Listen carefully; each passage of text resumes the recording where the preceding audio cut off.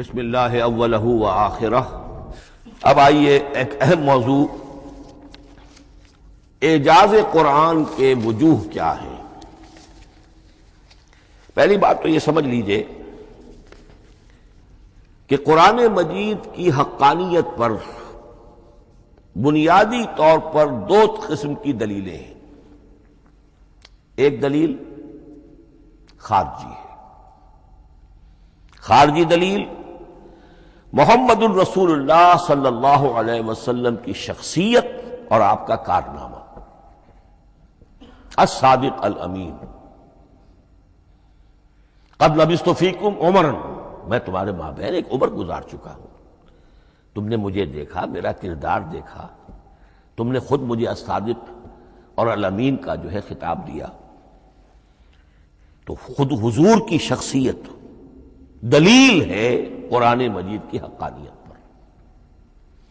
اس اعتبار سے ایک مضمون بہت اہم ہے، اور وہ یہ کہ قرآن اور محمد صلی اللہ علیہ وسلم اس طرح ایک دوسرے کے ساتھ جڑے ہوئے ہیں، گتھے ہوئے ہیں، ایک وحدت بن گئے ہیں، ایک آرگینک ہول بن گئے ہیں کہ ایک دوسرے کے لیے شاہد بھی ہے اور ایک دوسرے کے لیے کمپلیمنٹری بھی ہے، جس کے لیے میں دو مقامات سے استشہاد کروں گا۔ سورہ بینہ میں فرمایا لم یکن الذین کفروا من اہل الکتاب والمشرکین منفکین حتی تأتیہم البینہ۔ اہل کتاب میں سے اور کفار میں سے، مشرکین میں سے جو لوگ جنہوں نے کہ کفر کیا تھا، وہ علیحدہ نہیں کیے جا سکتے تھے جب تک کہ بینہ نہ آ جاتی۔ اب بینہ کیا ہے؟ رسول من اللہ یتلو صحفا مطہرۃ فیہا کتب قیمہ۔ بینہ دو چیزوں سے مل کر بنی، رسول من اللہ یتلو صحفا مطہرۃ فیہا کتب قیمہ، رسول اور قرآن مل کر بینہ ہے۔ رسول کی شخصیت بین ہے، اور یہ قرآن مجید کے لیے دلیل ہے۔ دوسری طرف قرآن مجید محمد کی رسالت کا ثبوت ہے، جیسے کہ آپ دیکھتے ہیں یاسین والقرآن الحکیم انک لمن المرسلین، والقرآن الحکیم، قسم ہے اس قرآن حکیم کی، یعنی یہ قرآن حکیم گواہ ہے، شاہد عادل ہے کہ اے محمد آپ اللہ کے رسول ہیں۔ محمد کی شخصیت، حقانیت قرآن پر دلیل، قرآن محمد کی رسالت پر دلیل، ایک دوسرے کے شاہد۔ دوسرا مقام سورہ طلاق کا ہے، قد انزل الیکم ذکرا، دیکھو لوگو اللہ نے تمہارے لیے یاد دہانی ذکر نازل کر دیا ہے۔ وہ یاد دہانی کیا ہے؟ رسولا یتلو علیکم آیات اللہ مبینات، اللہ کا ایک رسول جو تمہیں پڑھ کر سنا رہا ہے اللہ کی آیات بینات۔ یہ دونوں چیزیں مل کر بینہ بنا، دونوں چیزیں مل کر ذکرا بنا۔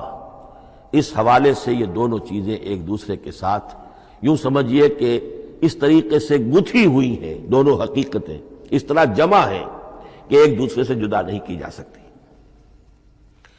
اگلی بات یہ سمجھیے کہ قرآن مجید محمد الرسول اللہ کا اصل معجزہ، بلکہ اس سے آگے بڑھ کر ایک لفظ استعمال کروں گا، واحد معجزہ ہے۔ آپ شاید حیران ہو کہ اور بھی تو معجزات بیان ہوتے ہیں حضور کے، لیکن میری بات سمجھیے، غور کیجیے۔ ان واقعات سے مجھے انکار نہیں ہے، لیکن جو بات میں کہنا چاہتا ہوں اس کو اچھی طرح سمجھیے۔ معجزہ کہتے کسے؟ معجزہ عاجز کر دینے والی شے۔ اس معجزے میں دو چیزیں ہونی لازم ہیں، دعویٰ اور تحدی، چیلنج۔ جبکہ کوئی خرق عادت کوئی شے پیدا ہو جائے، خرق عادت اسے کہتے ہیں کہ فزیکل لا ایک ہے، پانی، واٹر کیپس اٹس سرفیس، حضرت موسیٰ کا عصا اس پر لگا اور سمندر پھٹ گیا، خرق عادت ہے، یعنی جو عادی قانون ہے، عام طور پر جو قوانین طبعیہ ہیں، ان کا پھٹ جانا، ختم ہو جانا، ٹوٹ جانا، اور کسی حقیقت کا اس میں سے ظاہر ہو جانا جو ان فزیکل لاز کے خلاف. آگ کے بارے میں قانون کیا ہے؟ وہ جلاتی ہے، لیکن یہ کہ یہ معجزہ ہے، یہ خرق عادت ہے کہ حضرت ابراہیم آگ میں ڈالے گئے، اس نے نہیں جلائے. یا نارو کونی بردن و سلام علی ابراہیم. تو خرق عادت کو اب دو قسموں میں آپ سمجھیے. ایک خرق عادت وہ ہے جو دعوے کے ساتھ پیش کیا جائے اپنی صداقت، اپنی رسالت کی حقانیت اور صداقت کے ثبوت کے طور پر، اور اس میں چیلنج کیا جائے کہ آؤ مقابلہ کر لو. وہ اس رسول کا اصل معجزہ ہوتا ہے. ایک خرق عادت وہ ہے جو اللہ تعالیٰ اپنے نیک بندوں کی بزرگی کو ظاہر کرنے کے لیے غیر انبیاء کے لیے بھی کرامات جنہیں ہم کہتے ہیں ہو جاتی ہے. بہت سے صحابہ سے وہ کرامات ثابت ہیں. حضرت عمر رضی اللہ تعالی عنہ کو شام کا میدان جنگ دکھا دیا گیا، یا ساریۃ الی الجبل کے الفاظ آپ نے فرمائے. ابھی تو ٹیلی ویژن کہیں نہیں تھا، ابھی یہ سارے وسائل و ذرائع موجود نہیں تھے. یہ خرق عادت ہے. غیر نبی کے لیے اسے ہم کہیں گے کہ یہ کرامات ہے. نبی کے لیے لفظ معجزہ اختیار کر لیا جاتا ہے، لیکن معجزہ اس کو نہیں کہنا چاہیے. اصل میں یہ بھی نبی کے لیے کرامات کے درجے کی شے ہے جو اس سے بلند ہے. معجزہ وہ ہے جسے کوئی نبی دلیل کے طور پر پیش کرے اور اس پر چیلنج کرے کہ آؤ اور مقابلہ کرو. مثلا حضرت موسیٰ علیہ السلام کو دو معجزے دیے گئے، اور اس میں سے جو سانپ بن جانا تھا لاٹھی کا وہ معجزہ جس پر چیلنج بھی آیا اور ساحروں سے مقابلہ بھی کیا، اور ساحر شکست کھا گئے، عاجز آ گئے. القی السحرۃ ساجدین، وہ سارے جادوگر جو ہے فوری طور پر بے اختیار سجدے میں گر گئے. آمنا برب موسیٰ و ہارون، ہم ایمان لے آئے موسیٰ اور ہارون کے رب پر. یہ معجزہ ہے. اس معنی میں محمد الرسول اللہ صلی اللہ علیہ وسلم کا معجزہ صرف قرآن حکیم. قرآن مجید میں آپ سورہ انعام میں بھی دیکھیں گے بہت ہی شدت کے ساتھ، سورہ بنی اسرائیل میں دیکھیں گے بڑی تفصیل کے ساتھ معجزے طلب کیے گئے. آپ اس مکے کی سرزمین میں ابھی ہمارے دیکھتے ہی دیکھتے چشمہ نکال دیجئے، ہم مان لیں گے آپ اللہ کے رسول ہیں.